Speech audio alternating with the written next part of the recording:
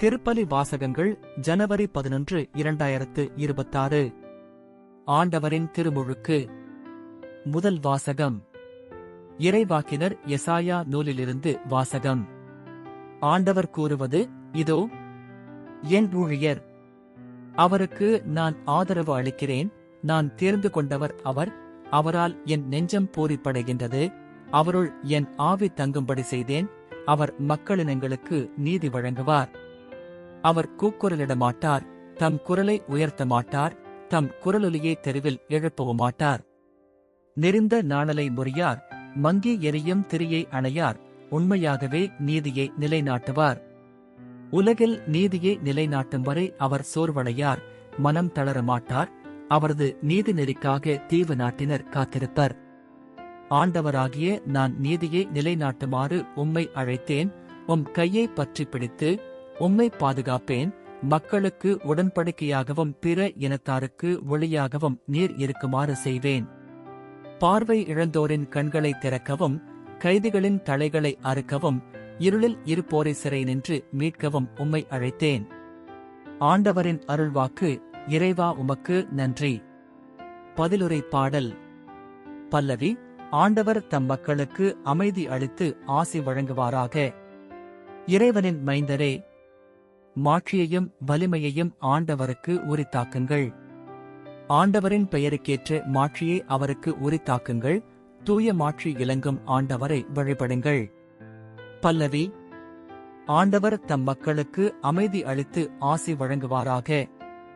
ஆண்டவரின் குரல் கடல் மேல் ஒலிக்கின்றது, ஆண்டவர் நீர்த்திரள்களின் மேல் வீற்றிருக்கின்றார். ஆண்டவர் குரல் வலிமை மிக்கது, ஆண்டவரின் குரல் மாட்சிமிக்கது. பல்லவி. ஆண்டவர் தம் மக்களுக்கு அமைதி அளித்து ஆசி வழங்குவாராக. ஆண்டவரின் குரல் காடுகளை வெறுமையாக்குகின்றது, அவரது கோவிலில் உள்ள அனைவரும் இறைவனுக்கு மாட்சி என்று ஆர்ப்பரிக்கின்றனர்.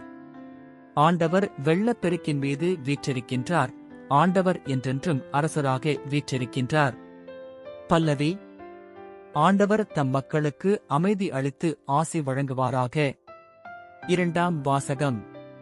திருத்தூதர் பணிகள் நூலிலிருந்து வாசகம்.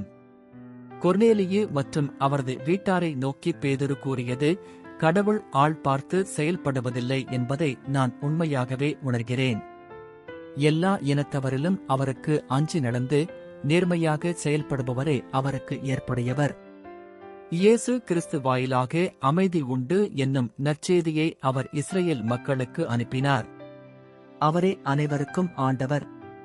திருமுழுக்கு பெறுங்கள் என்று யோவான் பறைசாற்றிய பின்பு கலிலேயா முதல் யூதேயா முழுவதிலும் நடந்தது உங்களுக்கு தெரியும்.